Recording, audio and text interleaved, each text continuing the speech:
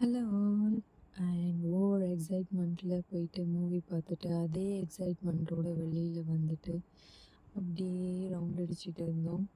அப்படியே ஃபுல்லாக சுற்றிட்டு இருந்தோம். ஆக்சுவலாக நம்ம அப்போ கென்திங்கில் டவர் 1ல் இருந்துட்டு அகெயின் டவர் 2க்கு போனோம். அங்கே கொஞ்சம் நேரம் சுற்றிட்டு இருந்தோம். அதுக்கப்புறம் அங்கே ஏகப்பட்ட கேம்ஸ் இருக்குது.